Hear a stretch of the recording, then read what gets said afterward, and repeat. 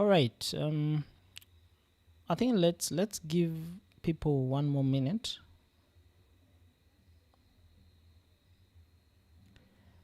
The travel agent, ndi moyo papa, ndi mulamu kapisa. You see, my Luya is pretty good.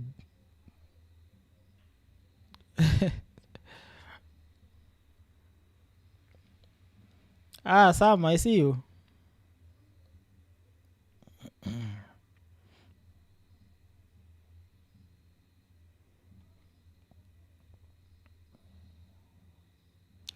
All right. So as we wait for others to join, I figured there is something interesting we can do, and that is to let's see how a software engineer's phone looks like. Let's see how the phone, So this is my phone. I don't know if you guys can see. So I have the calendar there to track my whatever and whatnot. Let me see if there's anything private here. Yeah, there's nothing private.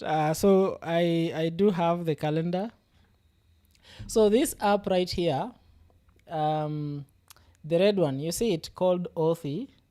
I use it for authentication. So all my accounts, they have the password, the email, but before somebody logs in, they have to get the authentication token.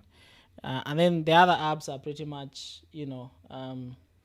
there's WhatsApp there for business, there's Chrome, there's whatnot. Do you guys want to see my browser history? Let's see if there's anything incriminating here. Let's see my browser history. Yeah, it's pretty much just, the YouTube video I watch and whatnot. Nothing too crazy. There's that Wally. Do you see that Wally thing? That's a project I've been working on. It's an AI project that helps you talk to your documents. So if you have a book, instead of reading the entire book and you only need a few pages, or you need specific information, you can just ask it. So this is pretty much how the apps look like. So this is an app from work. My team and I actually did build that app. It's from work. And then there's this app called Story. I don't know if you can see it. This one called Story. I built it actually. I just launched it recently. It's what you're seeing on the screen. So that is the web version, and then I have the app version. And then I have Google Analytics to track analytics. I have GitHub, which stores all the projects I'm working on. What else interesting is here? So I am on Reddit, Quora, Pinterest. So if you want to get serious with software engineering, I do encourage you to join Reddit and find communities for software engineers on there. It's pretty cool. And then I have a folder here called Money, where I store all the bank apps and whatnot. So as you can see, I've tried Bitcoin. There's Coinbase there for Bitcoin. There's also Dosika for shares and whatnot. And then I have this one called Exodus. It's also for Bitcoin. It's a Bitcoin wallet. And then I have CC. CC is for it's a money market fund. I do encourage everybody watching this to have a money market fund account. Speaking of money, this course is of course free. It's entirely fueled by donation. So if you do like to support the course, you can support by sending a small donation to the M-Pesa number on the screen, or you can use PayPal. You can also support by subscribing to the channel, sharing this course to your friends and family, and we grow together. Oh, Anzaku, I see you're very ready. Sam, what do you mean you saw dust? And it was very simple. But don't worry, you look at it. Oh, it's not really for authentication. I just use it as an extra layer of security. It's called Authy, right there, the red one. You see it? It's called Authy. It's not the core authentication framework. I just use it as an extra layer of security. Benjamin Wesonga, how are you doing? All right, so this session, not course, this class does not have any prerequisites. You only need your laptop and some coffee. Let's first close this confusion we had and try to open today's class. So that is, that's weird. That's not opening. Let's try this.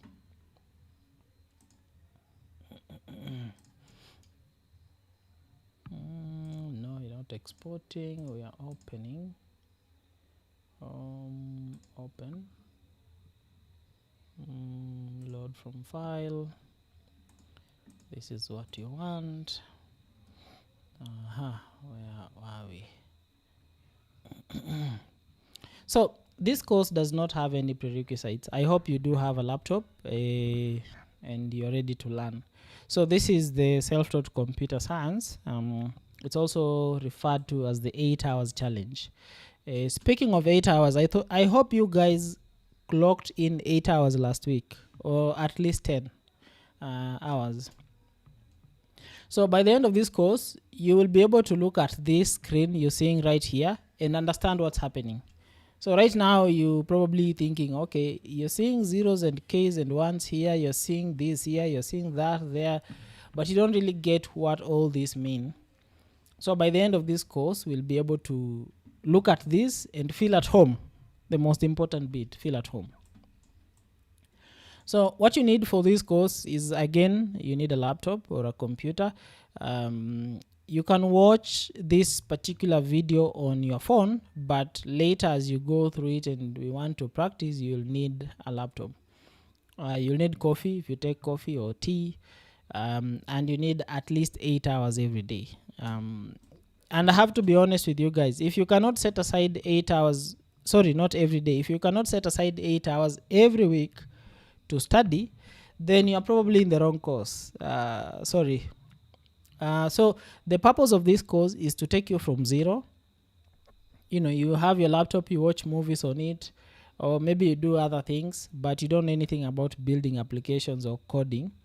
So this course is aimed at taking you from zero to building applications. So by the end of this course, you'll be able to build a website, a mobile app, share it with your friends, share it with your parents, and have fun while at it. So we will get started right away. And I wanted to start by looking at, you do have a laptop. Let's look at some of the things you do on your laptop or on your computer. Albert Kipkorir, hi. Abu Umar, welcome. So you have your phone, you have your laptop, you have your desktop. What do you do with your laptop or desktop? Without really thinking about the examples I've mentioned here, you use your laptop to write documents, like a love letter, like, you know, a poem, a report for school. You use your laptop maybe to create animations, like 3D animations, or to do graphic design. You use your laptop or your computer to analyze data. You have an Excel that shows items that were sold from January to March, and these are the profits that came in. So you analyze the data, you see which month was, you know, your lowest. You also use your computer to text your family.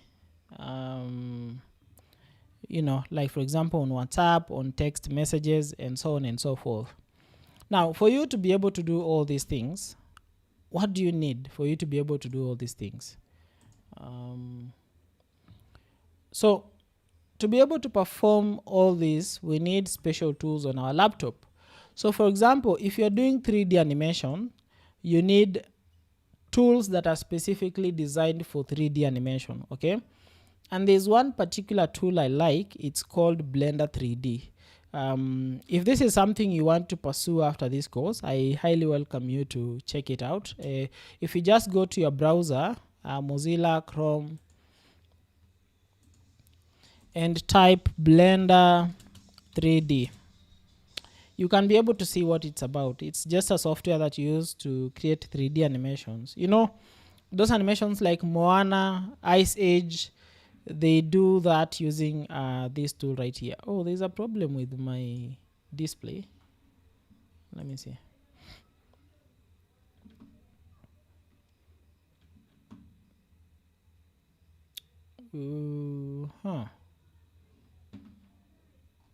What screen are you guys seeing?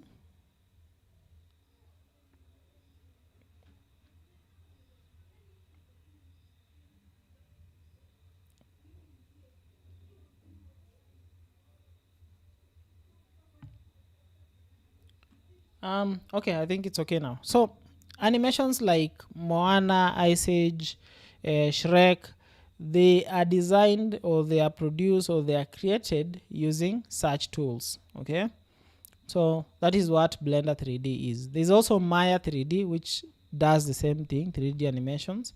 If you're doing video editing, you need special tools for video editing. One of those tools is what you call Adobe Premiere Pro, and you also have DaVinci Resolve, I think, for those for people who use this software. If you're doing data analysis, you have things like Tableau, you have Excel, you have another one called Power BI. If you're doing programming, you have tools such as VS Code, Terminal, Interpreter, or Compiler. If you're doing graphic design, you have Corel, Photoshop, Illustrator. So these are the tools you need for, the specific task you do on your computer. Now, who builds these tools? Software engineers are responsible for building these tools. We build these tools, and that is what we'll be able to do by the end of this course: build a tool or an application. I hope I haven't left anybody behind. Sorry, I think I seem to be having a little bit of flu, so I'll go a little bit slower. So let's look at parts of a computer. This is what you call a desktop computer, which comprises of this thing here. Most people call this CPU. This is not the CPU, but for our own understanding, I think maybe Africans, or pretty much everybody, calls this the CPU. So you also have a mouse, which you connect it to the CPU. You also have a keyboard, and you have a monitor. You connect it to the CPU. Now, different CPUs come with different ports, like these holes right here. They are called ports. Some CPUs allow you to plug multiple monitors into one, like what I have going on here. I don't know if you guys can see. So I have this monitor. Let me see. I have this monitor and this monitor all connected to the same CPU. It's because my CPU has two holes that allows it to do that. I also have the keyboard and the mouse all connected to it, and the microphone I'm using for this session. So that is just something to note about the CPU, that it has multiple ports that allow you to do different things. Like you can even connect a gaming whatever, the gaming thingy. You can connect it to the CPU and play your game. So there are laptops that allows you to do that. For example, you have these ports here. It's called the USB port, this one right here. You also have the USB port, and then this is the power port where you plug in your power. Some laptops have a micro SD port. This is the micro SD port. I don't know if I have an example of a micro. Let me see if I have. Oh no, I only have a USB. I thought I had a micro SD. My camera is okay. So if you want to connect something on your laptop, you can either use the inbuilt. Eliud, this is actually the first call, so you're in the right place. So to connect something to your laptop, you have to check if it has an inbuilt port that allows you to connect, or if you can use an adapter to connect. Like for example, if you have a MacBook, you do not have a USB port.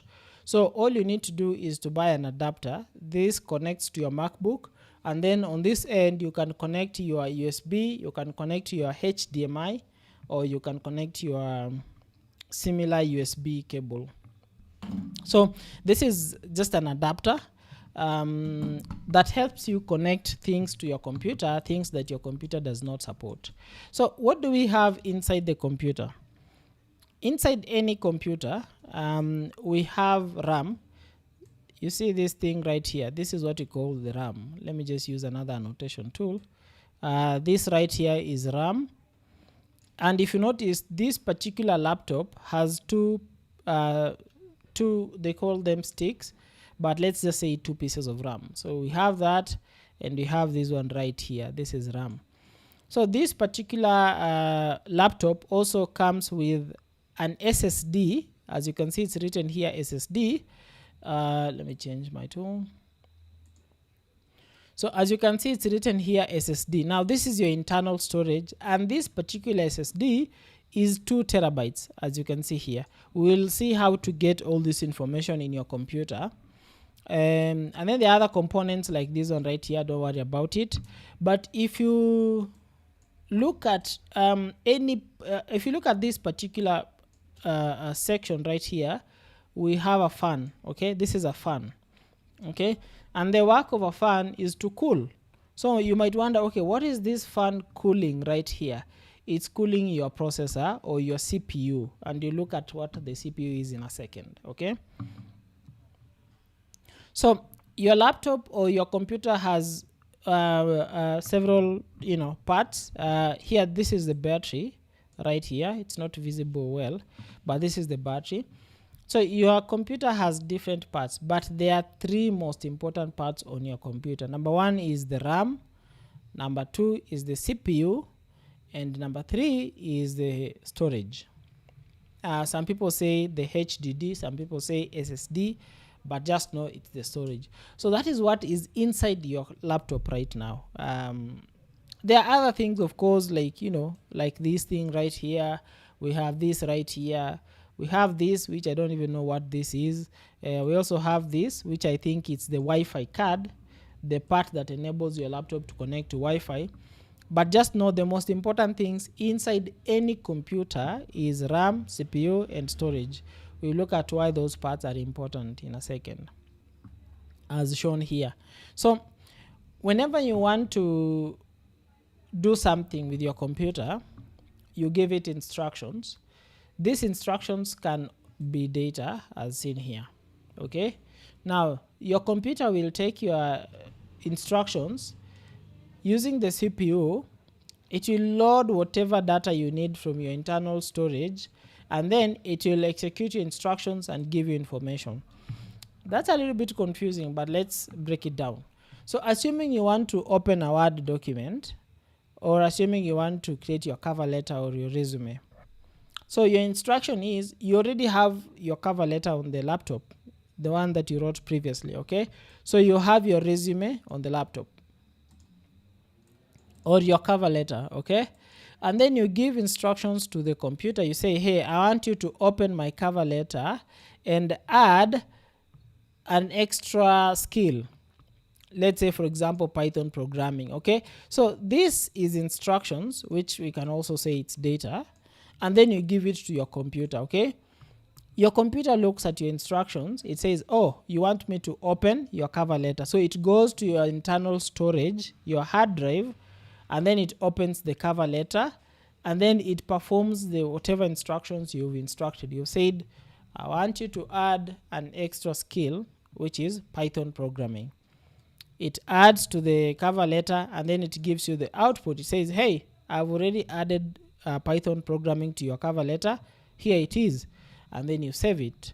So this flow is also important to understand, but as you learn, you begin to internalize more about it. All right, any questions? Has anybody been lost?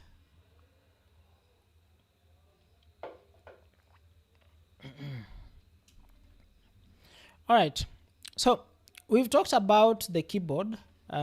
Here's an example of a keyboard.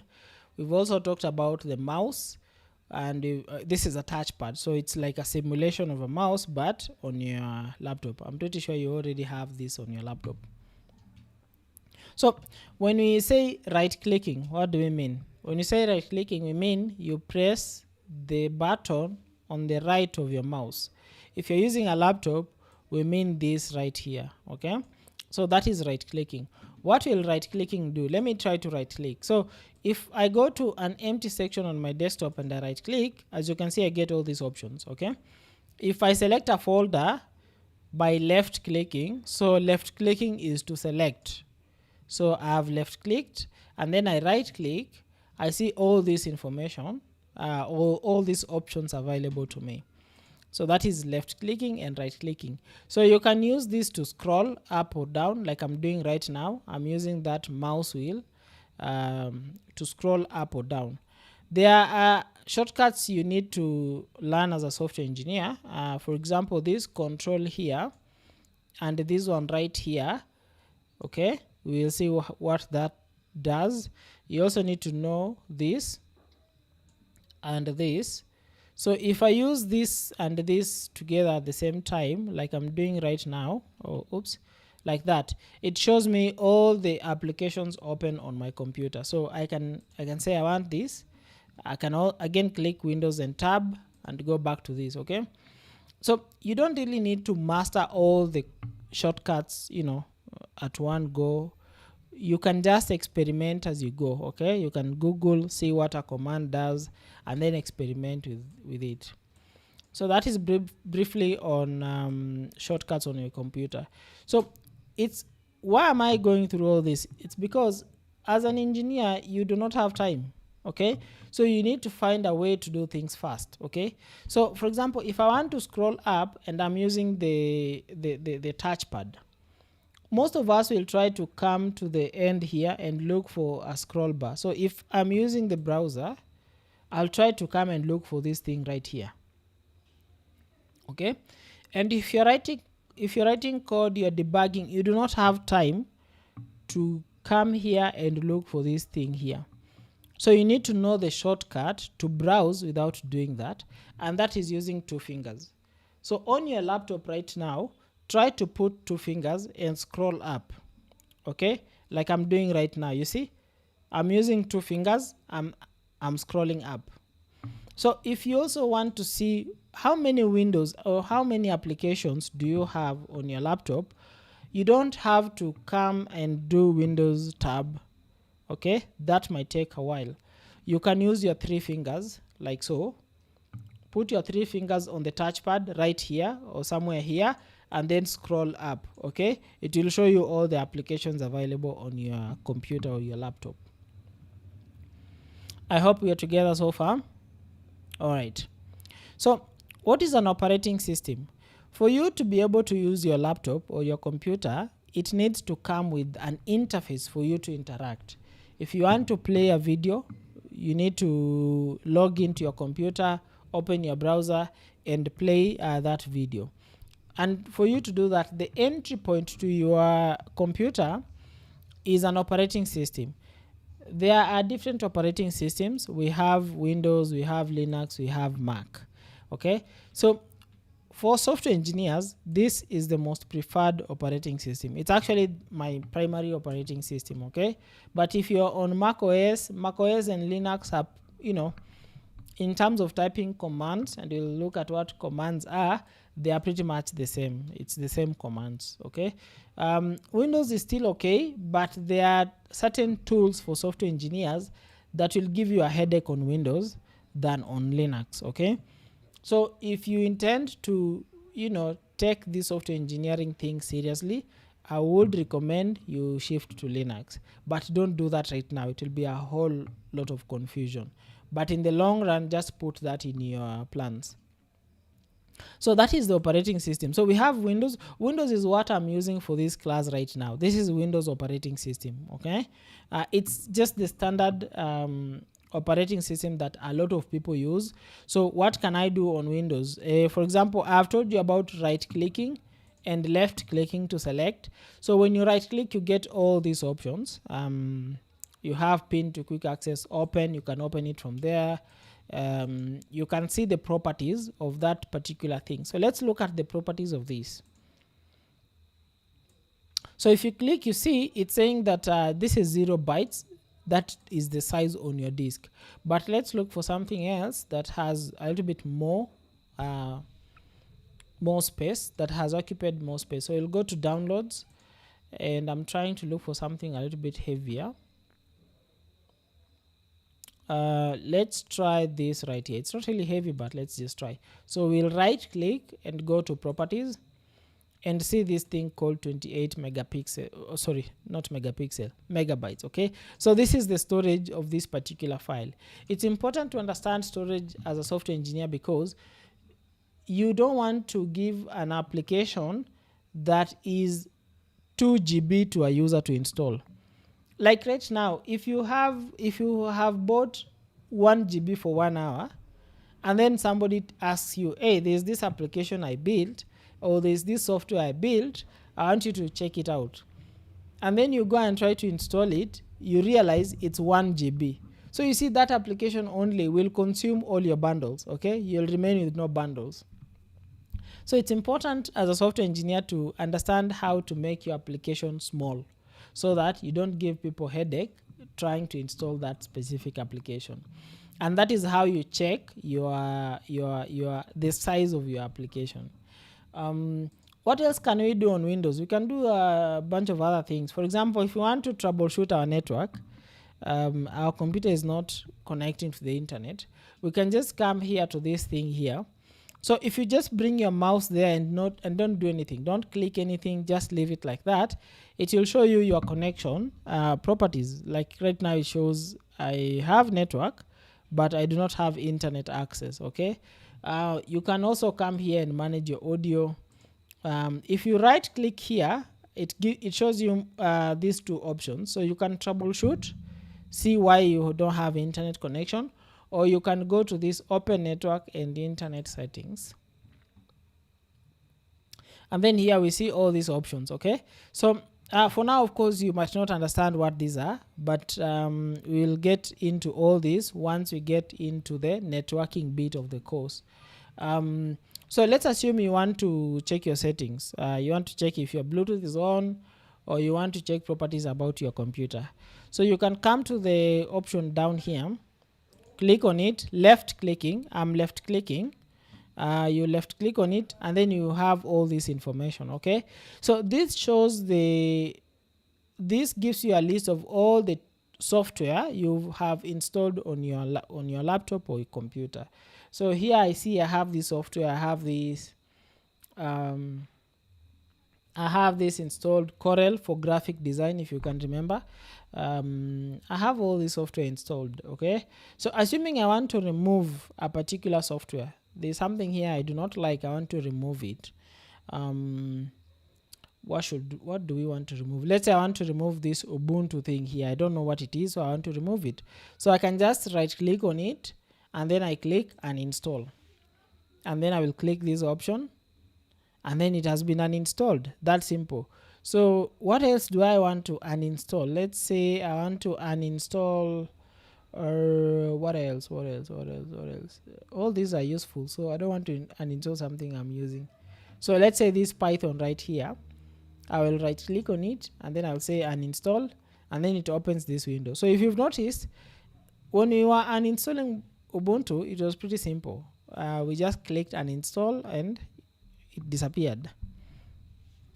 But when you're doing it, when you want to uninstall other software, for example Python, as I've shown you here, it opens this window. So when you're here, you'll get lost. Okay, I was trying to uninstall Python, but it's not here. So where has it gone to?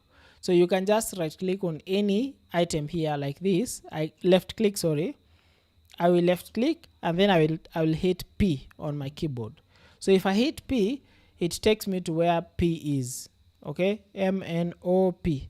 So here I can say I don't want this Python, so I will uninstall it.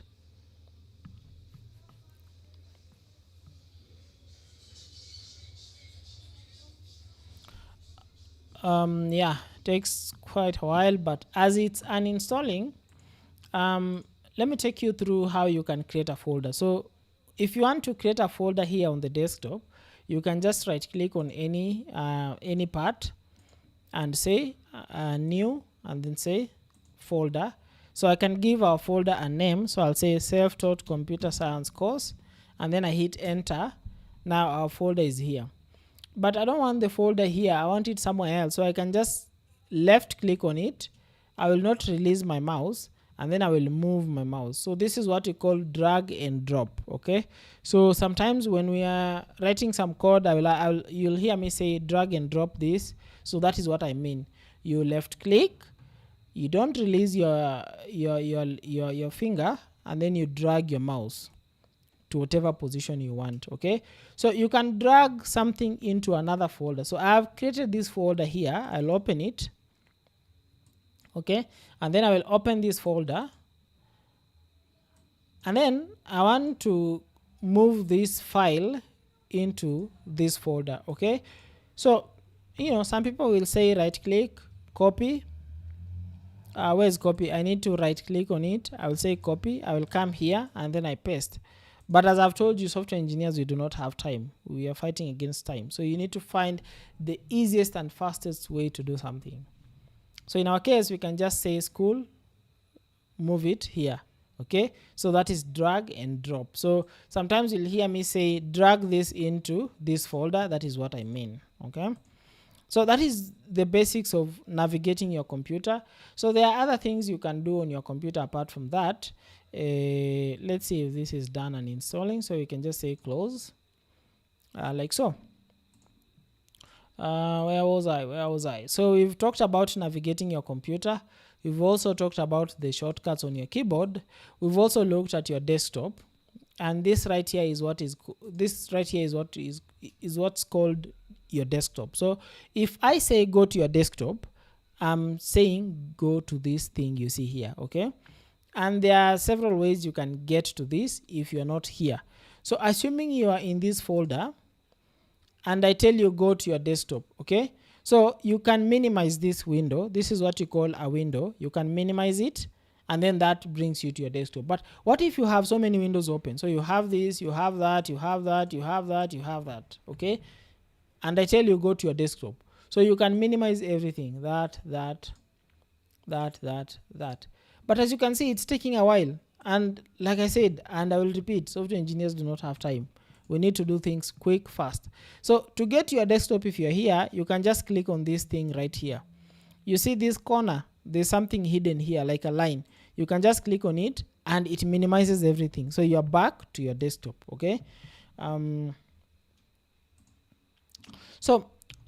There's this thing called local disk C, and I'm pretty sure you've heard somebody mention go to your local disk C. So what is local disk C? So on your computer, you can access your hard drive, which stores information on your computer. Okay, let's try and access our hard drive.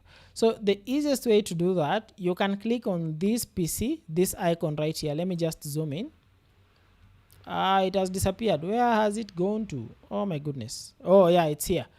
Okay, I've just dragged and dropped it here. So you can access this PC here, but in some cases you do not have this on your computer. So you can open any random folder. For example, I will open this folder, and as you can see, this PC is right here. Okay, are we together? Have I lost anybody?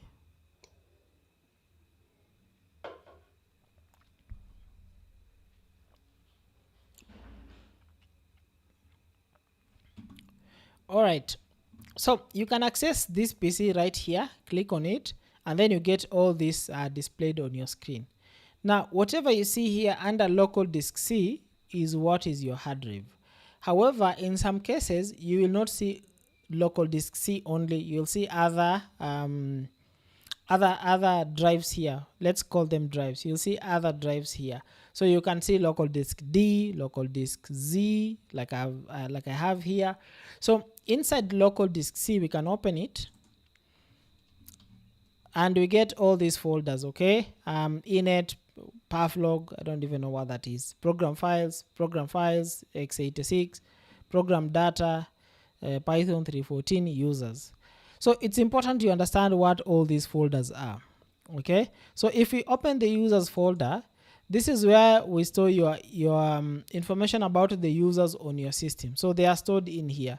So currently I'm logged in as Mbadi, and if I can come to the icon down here, and then I click on this, I can see the current user on our laptop is Mbadi, and that is his folder right here. So we can click on Mbadi, and then inside we get a bunch of other folders and files. We can try and look at this one called desktop. So if I go into desktop, if you've noticed, I'm accessing the same files that are in my desktop. Okay, so if I come and delete the self-taught computer science course folder, if I delete it, as you can see, the folder will also disappear from our desktop. Okay, it's no longer on our desktop. Let's say we want to delete this one right here, 8 hours challenge. Okay, so I will again open the file manager, which was minimized here.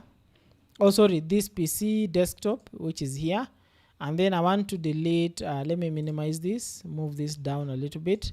I want to delete this folder, which is here. Okay, I will click on it, and then I will hit delete key on my keyboard.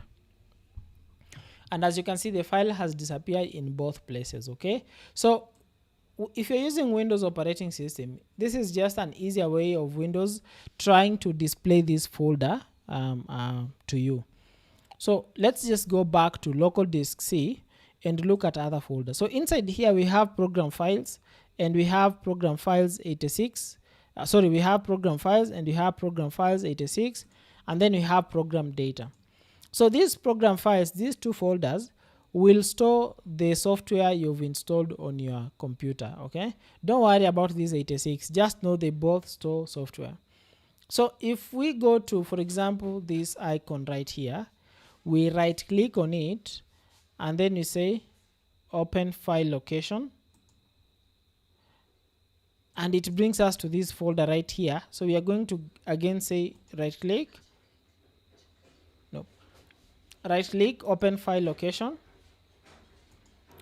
Open file location, not going anywhere, so that is not helping. I wanted to see if it can lead us to these program files, but let's just open program files and see what is inside. So inside program files, and to zoom in like I'm doing right now, like that, I just click on control and hold it. So control is this key right here. Okay, control is this key.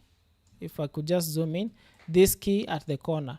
So to zoom in, right here, I'll just click control and scroll my mouse. Okay, I'll scroll my mouse forward, scroll it backward, like that. I'm zooming. So inside here we have a few files. We can see Windows Defender, Microsoft whatever, 7-zip whatever, Adobe. So inside Adobe we can see we have Photoshop and Premiere Pro. So the folder program files store files that you've installed on your computer. Okay, and you look at that in a second. And we also have program data. So the difference between program files and program data is program files will store the actual software, and program data will store data related to that software that you have installed. It's a little bit confusing, but hang in there, you'll get the hang of it. Yeah, so those are the basics of how you navigate your computer. Okay, so to do anything on your computer, you need to install the program for whatever you're trying to achieve. Let's say, for example, I want to play a game. Okay, I want to play Need for Speed. So if I come here and search Need for Speed, it's not on my computer. Okay, I can see it here. It's on the internet. I can watch videos and read about it on Wikipedia, but it's not on my computer. So I will need to install it on my computer. Okay, the same applies to software engineering. If you want to develop an application, you need to download and install the tools that will enable you to develop that application. So the most important or common tools that are used for software engineering are these tools listed here: VS Code, Git, Node, and Sublime Text. Okay, and let's try and install some of these tools. So we'll try and install VS Code and Git. So I will go to my browser, and then I will go to a new tab. I will click VS Code, and then I will click the very first link here. So if you're following this this course, please don't try to switch between watching the video and going and trying to install it. So for now, just go through the class and understand the basic flow of everything, and then later you can go through the video again as you try to do exactly what I'm doing. That way it will be better for you to understand. So here I will click on download for Windows, sorry, and then I will have this thing in my browser here. Okay, so we'll just leave it to continue downloading.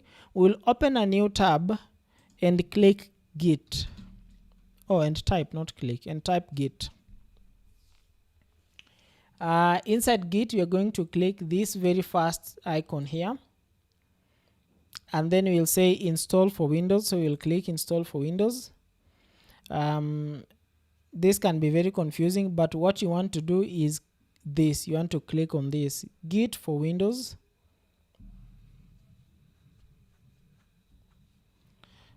It's downloading. Yes, so it's downloading. So far VS Code and Git are downloading.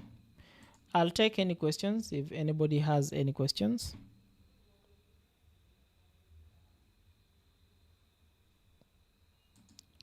In the meantime, let me get some more water.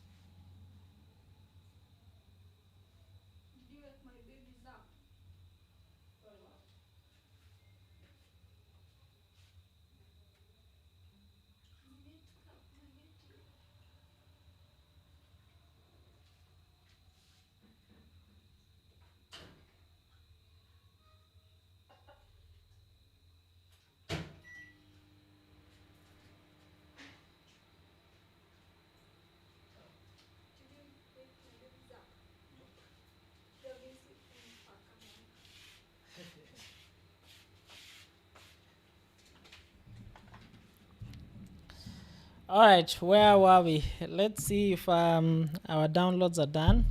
So you'll go to the browser, and then you'll click on this icon right here. It shows you this, but you're going to click on this thing right here.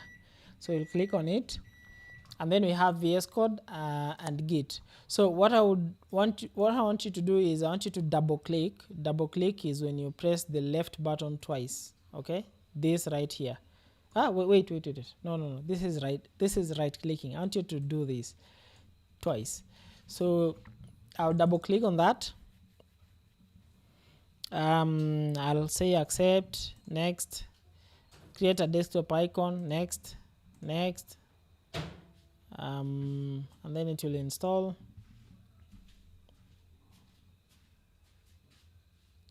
Thank you.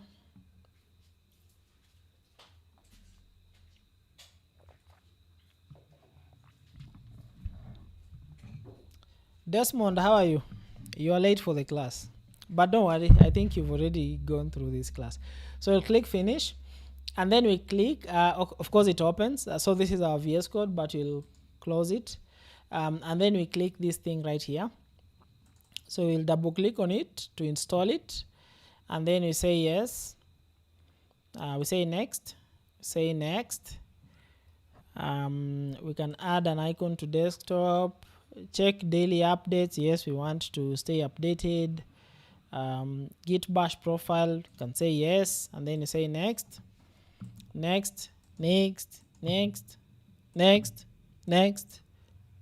are so many. Okay, next. next, next, next again, next. My lord, install. Okay, thank you. Desmond.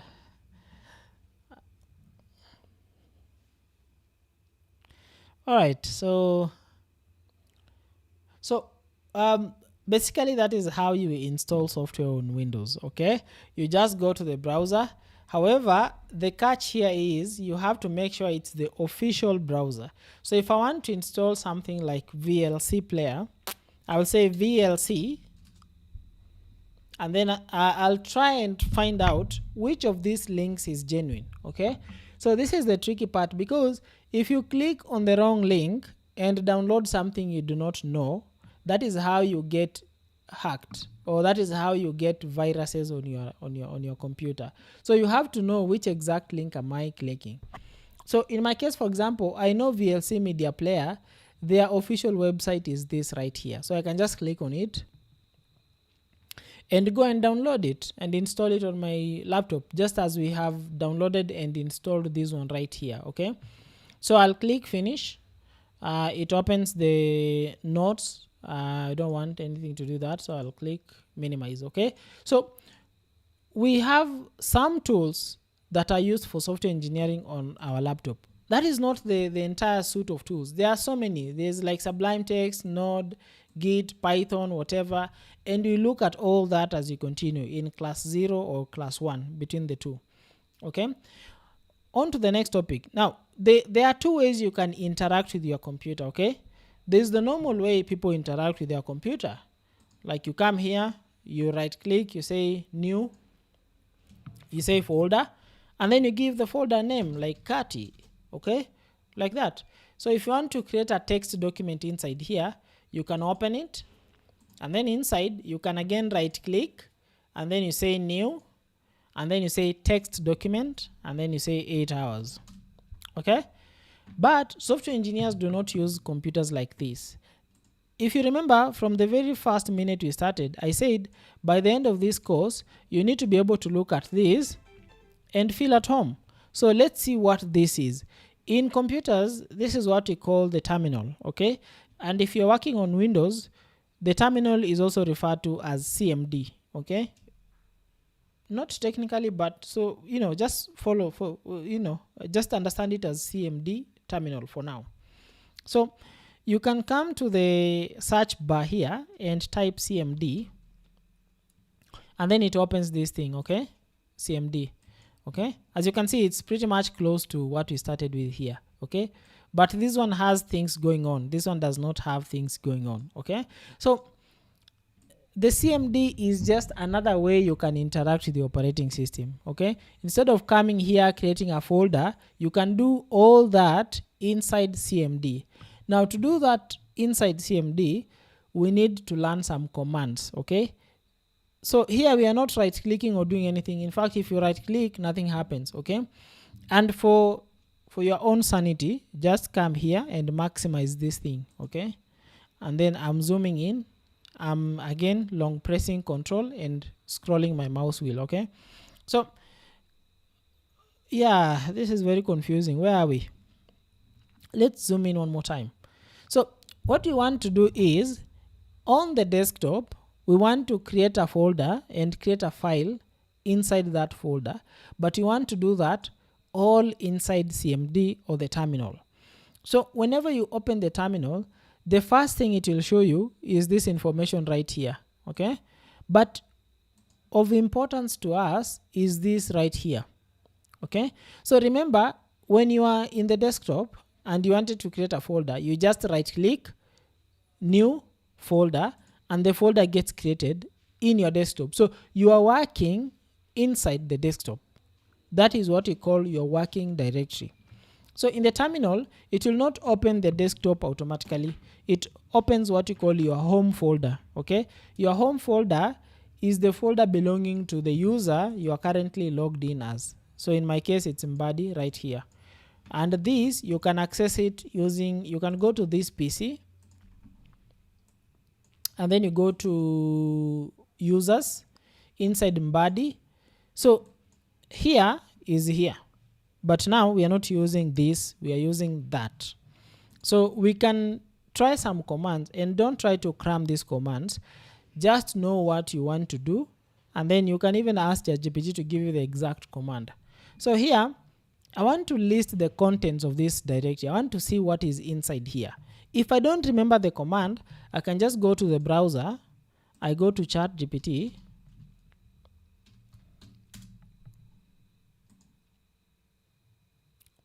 And then in ChatGPT, I'll say command to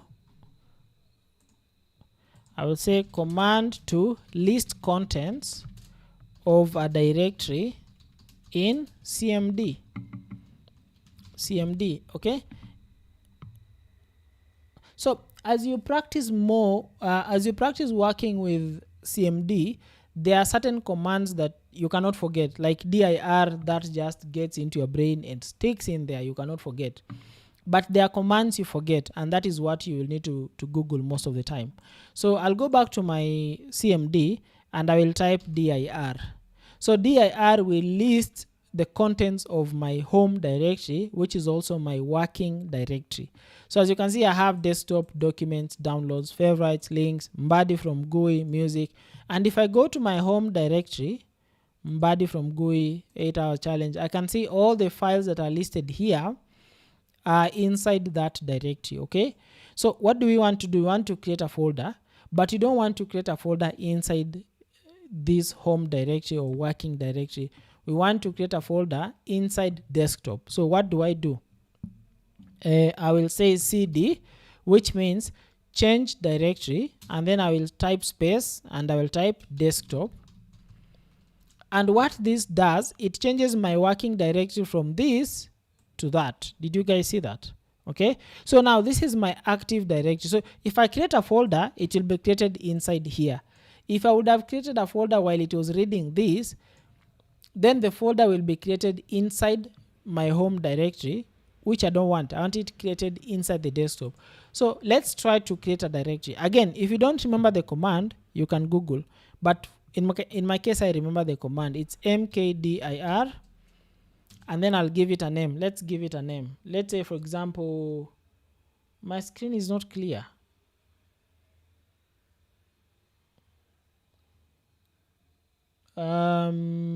I think my screen is okay, Albert. You can try to change the resolution of your YouTube video and see if that works. Oh, travel agent. There is no really advantage of using Chrome over Firefox or Firefox over Chrome. I think if you do some research, you'll find out they both consume the same amount of resources. I'm using Firefox because I'm just too lazy to install Chrome. That's the short answer. Okay, so I'll type mkdir and then I'll say directory. So we'll say directory name and then hit enter. Once we hit enter, it does not show us anything else but this. Okay, there is no response. So we make the assumption the directory has been created. So if we type dir once more, let me just zoom out. And then let's try and see the directory we created. As you can see, the directory is where? Where is the directory? The directory is here, directory name. Okay, so directory is another name for folder. So I'll say directory, I'll say folder, you know, depending on my whatever. So the directory has been created. But how can you create a file inside this directory? So right now, if we say we want to create a file, and the command for creating a file and adding contents to that file is echo, and then this is content, and then you type greater sign symbol, and then you pass in the name of the file. So the name of the file here is kati.txt. Okay, I will hit enter, and then no response, but the file has been created. So if I do dir, I'm trying to look for the file kati.txt. It's right here. It was created at 9:04 p.m. today. But again, it's created here. I don't want it here. I want it to be created inside this directory here. So what do? I will change my working directory into the directory I want to create the file inside. So I will say cd, and then I will type dir. Now here's the interesting thing. if you don't want to type all the time, you can use tab.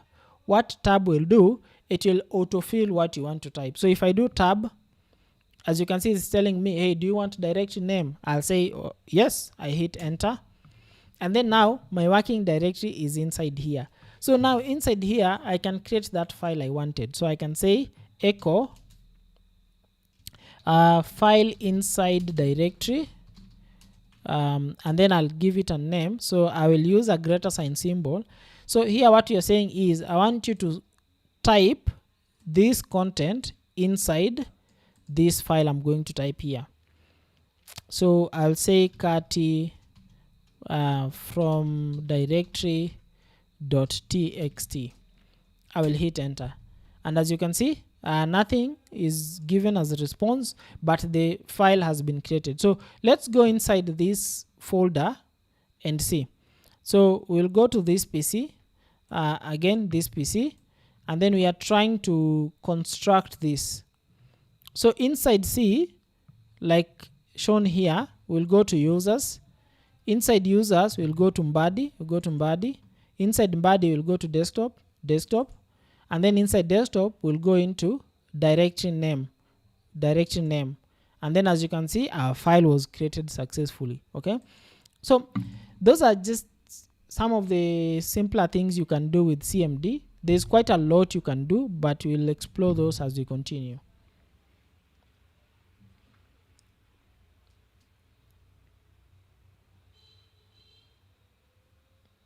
Oh, sudo apt. We will look at that, Willy Njuguna. Maybe you can type the exact command you are using so that we can see what command you're using. All right. So that is it about CMD. Okay. Like I've said, make CMD. No. The actual phrase is, whenever you see the command prompt or the terminal, you should feel at home. Okay. Because that is what you'll be using a lot of the time as a software engineer. Okay, so we've looked at CMD, we've looked at navigating Windows, we've looked at desktop, we've also learned how to install software on your laptop, we've looked at RAM, CPU, SSD or storage, we've looked at all that. But what is software? Okay, what is software? Let's look at a very simple example. When you withdraw money from an ATM, the software is the invisible list of rules inside that ATM. So what happens when you go and withdraw money from an ATM? Number one, the ATM will check if you've entered the correct PIN. Okay, you cannot go to an ATM with a card and then you insert and put a wrong PIN. Okay, it will say, even if you go with your spouse's or your dad's or your wife's card and you try to enter your own PIN, the ATM will tell you this PIN is wrong. Okay, so there are a list of rules inside that ATM that check if your PIN is correct. What else will the ATM do? It will check your balance. Okay, so you're trying to withdraw 200,000 shillings. Do you have that money? And then it will check if the balance is enough. Tell the mechanical arm to dispense 2,000 shillings. Okay, so assuming you want to withdraw 2,000 shillings, so number one, you put in your card and then it asks you for the PIN. You enter the PIN and then it asks you for the amount. Is that the correct order? I think it should be amount then PIN. Okay, whatever. So it asks you for the amount, you enter 2,000 shillings. It asks you for the PIN, you enter the correct PIN for that ATM card, and then what happens? So it checks, is the PIN correct? Yes. Does this person have enough money to withdraw this money? The ATM says yes, and then it instructs now the arm that goes to where the money is inside the box, counts 2,000, and then gives you the 2,000. Okay. Without that, without the software, the ATM is just, it's just a bare metal. It's just an expensive metal piece. That is why if the software crashes inside the ATM, you cannot withdraw the money. Okay. If the software gets corrupted, you cannot withdraw the money. As well, you cannot go to the ATM if you have 2,000 shillings and you want to withdraw 3,000 shillings. Okay. So the ATM itself has a lot of money. Okay, that metal box you see inside there, that gives me ideas actually. If I only had a crowbar and a gun. Anyway, so inside the ATM, there is plenty of money. There's probably 1 million shillings inside there. But if you want to withdraw 2,000 shillings, they will only give you the 2,000 shillings you're withdrawing. There's no errors. There's no giving you 10,000 Kenya shillings. Unless, of course, you have some trick, you have some ways of tricking the ATM. Maybe towards the end of this course, we'll try and see how we can come up with that trick way. I know you all want to be rich. So that is basically what a software looks like on the surface. But who is a software engineer? So a software engineer is the person responsible for writing these instructions, okay, and putting them on the ATM, okay, so that the ATM knows how to handle your commands. Like, for example, the ATM will check how much money you have in your balance before it gives you the money. So that set of instructions, somebody wrote it down and then put the instructions inside the ATM. Okay, I'm using very broken English, but I hope you guys get me. All right, so I know you are asking, but wait, we are still not there yet. We've still not, dug deeper. So computers don't understand English, okay? That ATM that you see there, it's just a collection of, plastics, and electronic components. So computers only understand electricity. Believe it or not, a computer only understands electricity is flowing, electricity is not flowing. It does not understand if the user does not have enough money, don't give them money. It does not understand that. It does not understand that the user has entered the wrong pin. It only understands either electricity is flowing or it's not flowing. This can be represented as ones and zeros in computers, okay? Excuse me.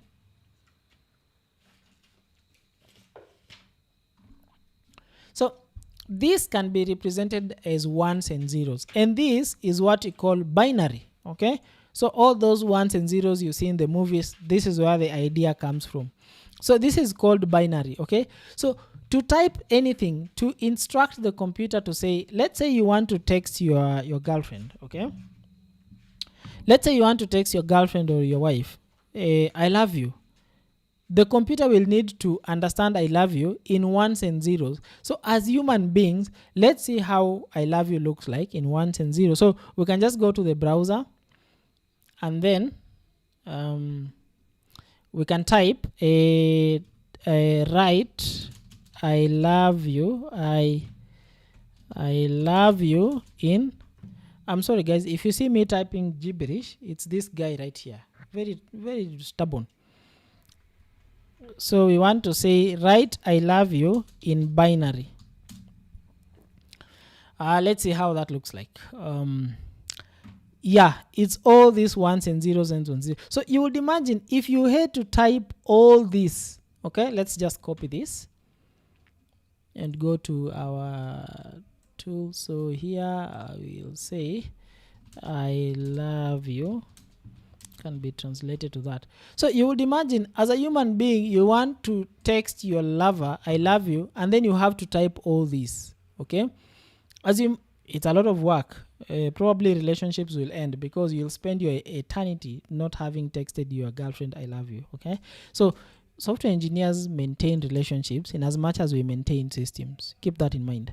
Anyway, so we need a way to convert I love you into ones and zeros so that the computer can understand, okay? And that is where programming languages come in. So we have several programming languages. We have Python, C, C++, JavaScript. They all have their own advantages and disadvantages. One shines in one place, one shines in another, and so on and so forth. So programming languages are like our, languages, African languages, Igbo, Luganda. Is there such a language? I don't know.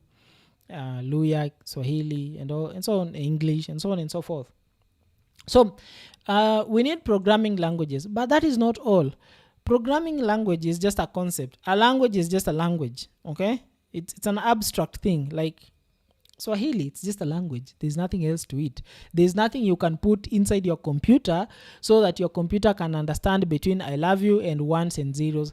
And that is where we have the concept of interpreters and compilers. So what interpreters and compilers do, they take our I love you but formatted using the programming language you're using and convert that into ones and zeros so that the computer can understand, okay? That's a little bit heavy, but we'll see how that works. So let's look at an example of an interpreter, okay? Let's download an interpreter. So we'll go to the browser, and the interpreter we want to download is called which one should we use? Let's use Python. So we'll download Python. So I'll type Python, and then I'll click the very first link here. And then while here, I'm going to go to downloads, and then I will just hover up to this thing right here. You see this? I'll click on it, and then it will download it, okay?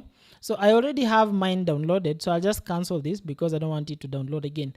But after it's done, you can just click on this, or you can just minimize this, minimize that.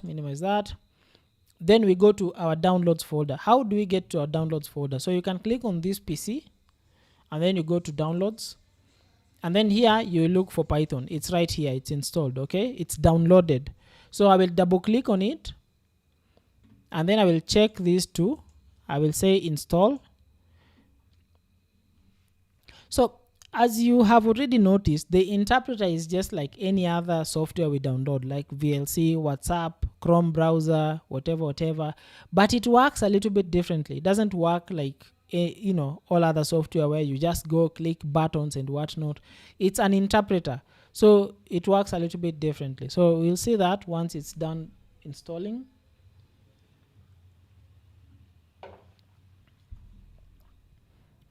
I will close. Yes, Sam. Yes, I'm serious. That money that is in the ATM, that money, we need to find a way to get that money. So actually, in counties that are in the central region, that is loam soil. So loam soil is hard to dig, okay? But in not, did I say countries? I mean counties. In counties like Lodwar, their soil is sand soil, okay? Sand, sand is very easy to dig. So you can pretty much dig like 1 kilometer. Do you know what I'm saying? So what are we doing? So we've downloaded Python interpreter. Now let's open the interpreter and see what happens. So we are going to go to this icon right here, and then look for the Python interpreter. So you just scroll, and then this thing right here, you see this, it's even saying new because it's been recently installed. So we'll click on it, and then we click on this right here, okay? And then it opens this thing. So again, as you can see, I've told you, learn to make CMD or the terminal your home. So we'll expand on this, and then we zoom in, and then now this is our interpreter. So let's give a sample instruction to our interpreter, and that sample instructions is going to look something like this. So we'll say print, and then inside we are going to say I'm studying software engineering, and then I will close, and then I will hit enter. As you can see, it's saying I'm studying software engineering. Let's see if we can build a calculator. So we can say print 2 plus 2, and then you close. We see it's printing 4. Don't worry about all this. We'll get back to this in a future course. So what we've done there, we've just done the whole cycle of converting human language to computer language, which is binary. So like Willy Njuguna is saying, interpreters are like middlemen. Yes, interpreters are like middlemen. They convert whatever you want to whatever you want to instruct they convert that to ones and zeros, and then they convert it back so that you can talk to the CPU. Okay, you can talk to the metal, so to speak. So we've downloaded and installed Python. I'm not going to go all this. I'm not going to go through all this because we did this in class 0 or class 1, probably around there. So if you've noticed, I've not really explained exactly what software is, okay? And you must be wondering, yeah, but what exactly is a software? So a computer is just a collection of metal, plastic, and electricity. You know, it's incredibly fast, but it's also completely brainless. It's also stupid. So it doesn't know how to be a calculator. It doesn't know, you know, like a bank ATM. It doesn't know how to be like a WhatsApp or whatnot until someone gives it specific instruction set to follow. Like for example, that ATM, somebody sat down and said, you have money. I'll give you money. Yes, I'll give you $1 million. I swear the concept of ATM is eating me, but we'll get back to that. So somebody said, you know, somebody went and gave the ATM money. I'll give you 1 million. When somebody comes and they want to withdraw 2,000, I want you to come and check with me if that person has enough money. Does that person have 2,000? So if they have 2,000, I want you to take that arm that counts money, go pick 2,000 only from the 1 million and give it to this person. So somebody sat down and wrote all those instructions down, took those instructions and put it inside the ATM so that now the ATM understands, okay? So at its simplest, software is thought converted into action. Like I've just said, like the thought process converted into action. So you have the hardware, which is the physical body, the screen, the battery, the chips inside, and then you have now the software part, which is whatever is responsible for doing all those things, okay? So again, let's look at withdrawing money part. As you might have noticed, I'm doing this for the 3rd time, okay? So when you draw money from an ATM, the software is the invisible list of rules. Again, this is very important. List of rules. The lawyer in me. You know, telling the machine what to do. Has the user entered the correct PIN? Yes. Check the balance. If the balance is enough, give that user the money, okay? And that is how the ATM works. So what about the translator thing I mentioned, the interpreter? So computers don't actually speak English. They speak Swahili. Oh, sorry. They speak Swahili. My goodness. Computers don't understand English, Swahili, any human language. They use ones and zeros, which is either electricity is flowing or electricity is not flowing, okay? But we've installed a software here. We've installed this software called VS Code. So if you go down here and you type VS, as you can see, we've installed this software called Visual Studio Code. So what exactly is it? So Visual Studio Code essentially is a specialized word processor. The assumption here is that most of you have already, you know, worked with Microsoft Word to type documents. You've written your resume in Microsoft Word or in Notepad. So you can think of VS Code just like Microsoft Word, whatever you use to type or to create your documents, but it's optimized for code. This is for writing code, okay? You know, just like how you write essays and love letters on Microsoft Word, we use VS Code to write our instructions. So we write our instructions using VS Code, okay? So the whole business of developing software goes from having an idea to an app you can share with your friends and your colleagues, okay? Before we continue, does anybody have any questions?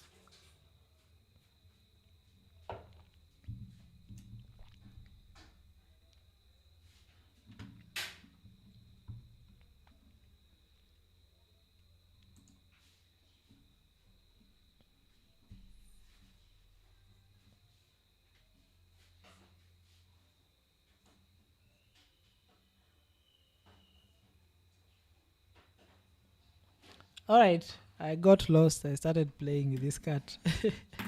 Anyway, so let's go through the entire process of having an idea to having an application, okay? So creating software isn't just about typing code. We just don't type the instructions and that's it, okay? It's about solving a problem using a sequence of steps, okay? So you start with a problem. Now, step one is the logic or the algorithm. What do we actually? That is, there's a very tough topic in computer science called data structures and algorithms. And I think intentionally conventional education has made that topic very hard by introducing words that you will never need, and things you will never really need, but they want you to learn and master, which I don't understand why. So whenever you see algorithm anywhere, just know an algorithm is a sequence of steps. If, for example, you want to get married, you can't just walk to the street and find any girl and say, hey, I love you, can we get married? Wait, there are people who actually have done that. Anyway, it's not the accepted way of doing things in our African, tradition. So let's see, you want to get married. My wife is laughing in the background. So you want to get married. Step number one, you start looking for the girl, okay?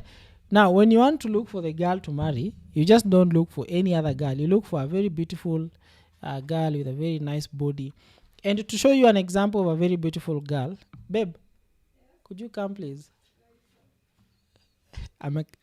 She says no. Anyway, so step number one, you look for a very beautiful girl, a girl who likes to cook. Actually, she's cooking, by the way. A girl who likes to cook for you, who likes to take care of you. And then step number two, maybe you look for a girl who's ambitious, who will help you achieve your goals. And then step number three, you speak to her parents. She goes and visits your parents and whatnot. And then the parents meet, they start arguing, hey, she's educated, we want 1 million. Somebody says, hey, she has a big forehead, so 1 million will not work. Things like that. And then now you settle on, now this is what you've settled on, pay so that you can marry our girl. And then you pay, you marry the girl. 3 years later, 3 babies in, like as lawyers do, So we've actually gone through what you call an algorithm, which is basically a sequence of steps to achieving a goal. The goal here was get married, have babies. But, you just don't jump to it. You go through a sequence of steps. Okay? So before touching your keyboard, an engineer writes out the logic. Okay? And that is why engineers have a lot of notes. As you can see, my table is quite full of sticky notes. There are some on the wall. So an engineer starts by writing the steps or the algorithm on paper. Okay, so let's look at another example of sending a WhatsApp message. What steps will go into now writing a WhatsApp message? Desmond, yes, the forehead was necessary. So what is if I ask you what algorithm was used or is used when you want to send a WhatsApp message? So when you want to send a WhatsApp message, what is the first thing we do? We check if the phone has an internet connection, okay? Does the phone have an internet connection? Yes. Has the user typed the message? You cannot send an empty message. You have to type the message. So if I open WhatsApp right now and I try to send a test message,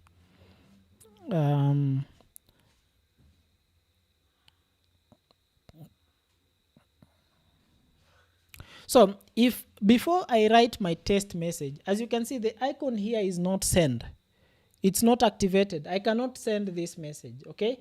But if I start typing, as you can see, the icon changes to now allow me to send the message. It now changes to send the message. So there is an algorithm that is behind the entire concept. So has the user typed the message? Yes. If the user typed the message, show the send button. And then we check.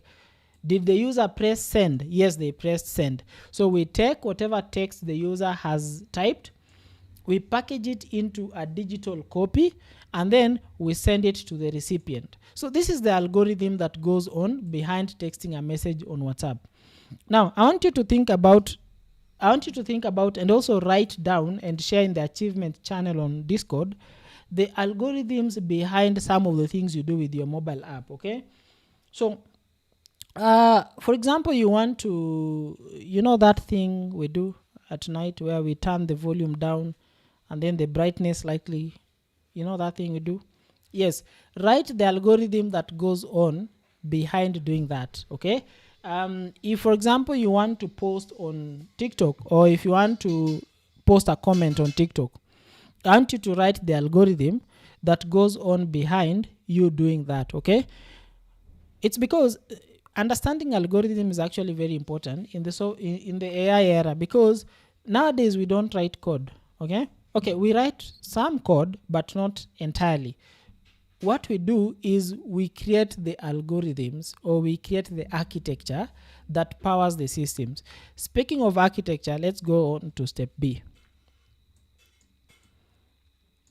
So you've written your algorithms down. Okay, you've written your algorithms down. This happens after this happens, this happens after this happens, but you do not have the architecture about, you know, on how everything will flow. Okay, so engineers decide where the information lives. Okay, where will the information live? If I log into Facebook right now, I can see my account. I can see an image I posted years ago. Okay, so where does that information lives? An engineer decides where the information lives. So for example, for company X, if they have a software to track medical supplies, the engineer decides the list of medicine stays in a database, or it says maybe, you know, locally on your computer. And the engineer also decides the user interface. Okay, let's have a look at another example. This website called Soma Stories. So on Soma Stories, somebody decided how this will be displayed. Okay, displaying these cards like this, displaying this button here, listen now, manage podcast, displaying the profile. Oh, I have 362 shillings. Oh, I need to withdraw that money. Anyway, the engineer decides what to display here. The engineer also decides where this information lives. So if, for example, I log out right now, okay, I do not see my balance, I do not see my account, I don't see anything else. But if I log in, what is my username and password again? Okay, I'll do that later. So if I log in, I get my content. So for example, on the mobile app, the copy of the website, we saw that I had 362 Kenya shillings. Okay, so I'm using a different device. Not the computer. But if I go and try to check my balance, and for some reason I don't know why this is misbehaving, if I go and try to check my balance, I can see I still have the 362 shillings that I had before. Okay, so somebody decided my balance will stay in this database somewhere, stored safely. Okay, so that is the architecture bit. You know, what lives where, what happens when somebody does this, what screen will be displayed. So architecture can also be, algorithms and architecture can be one. Okay, so you just draw the architecture and the algorithm as you go. Then after you have drawn the architecture, I need to get a copy of something. Let me see if I can get a copy of something I was trying to. Let's see, is it here?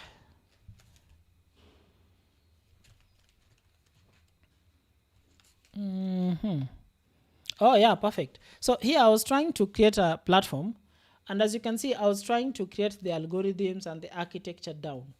So here I was saying, for an invoice item, I will capture the invoice, the item amount, and the payment mode. Okay, for a billing management system I was working on.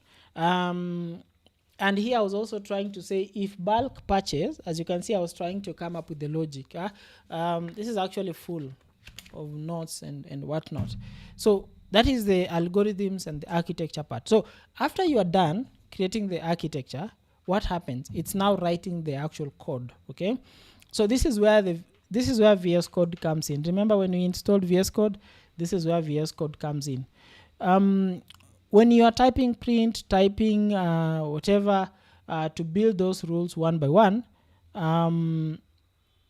VS Code helps you have what can we say, like a unified way of storing all your instructions into like one file, so that you can know this file handles checking whether the user has enough money or not. Okay, so after you've done writing your code, okay, you've written your code, lines and lines of code, you have to build your application. So this is the building stage. Okay, so if you've noticed in the browser, we went and downloaded this thing right here. So if I go to the downloads, we downloaded this thing right here. So if we go to properties and try to see what type of a file this is, as you can see here, it's saying it's an application. Okay, an application is also a software. So it's an application and it's a .exe type of file. Okay, it's a .exe. I don't think we cover types of file, but just follow me here. So it's a .exe type of file. So this is not the instructions. There is no way for you to tell what instructions went into this software. So that is why we need the build stage, where we take the code that we wrote in VS Code and then we group it together, the code and everything, and then we share it as an application or a software that somebody can install. So if you want to install WhatsApp, okay, on your phone, you'll just go to Play Store, type WhatsApp. Let's see. Play Store, WhatsApp. We'll go to Play Store, type WhatsApp, and then this is all you have. Okay, it's just something you click install, and then it installs it on your phone. But you're asking yourself, okay, so if the algorithms, the architecture, the writing code went into building this entire thing, where's the code? Where's the algorithm? Where's the architecture? They have all been packaged into one file, which is that you're installing on your phone. So that is the build stage. Okay, so why does this matter? Why am I talking about all these things? Okay, so every time you use your phone, you're benefiting from thousands of hours engineers spent sitting, writing, debugging, scratching their head. Actually, if you've decided you want to do software engineering, I pity you. Okay, I pity you. Anyway, we are here to motivate each other. You are benefiting from thousands and thousands of hours somebody has spent writing and debugging code. This application you see right here called Soma Stories, it looks very simple. You know, it's just a website. You know, you go read stories, and some people are very creative with their stories here. If you've tried reading the stories, you know, you go read the stories. It looks very simple. But believe it or not, this entire platform is powered by 53,600 lines of code. Like, you know, like sentences, 53,000 powers the entire thing. Mobile app, the website, and the whatnot. So that is why we need software engineers, because as a user cannot type all those instructions on their own. Okay, so we bridge that gap between humans and computers. Okay, that is our work. Yeah, I think that's it for this session. I don't know if somebody needs this a PDF copy. If you do need this, I'll sell it to you, because we also have to keep the lights going on, and you guys are not donating. I don't know why you're not donating, and the number is just right there on the screen for donating. Yeah, but if you need a copy, just text on Discord. I will try to export it in a way that it's easy to read, and share it on Discord. Are there any questions? So this is part of the main course. I decided to take a step back so that I can at least try to move together with people who joined the course late. This covered the basics, the very basics. I think we've covered the very basics. So after watching this, go now and start with video 0, which also I think it touches some of the things we've done here. But again, like I said, my principle for teaching is introduction, confusion, pattern identification, and then mastery. So you can only get to pattern identification if you read the same thing over and over again. So if you've watched this, go and watch class 0, then class 1 up to class 7. I will rename this, by the way, to intro class so that we don't confuse people. So that's it. I hope you all are on Discord. and I'll see you in the next class. I'm not even sure when the next class is. Let me just confirm. You see, that's why I have a calendar with my schedule on the phone. Oh yeah, the next class is on Saturday, 8 p.m. to 10 p.m. I'll see you then. Bye.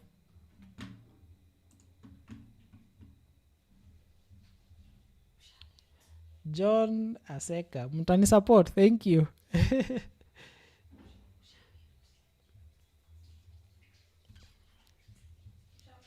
Not yet. Do you want to say hi? Are you sure? You don't want to say hi? My wife doesn't want to come and say hi.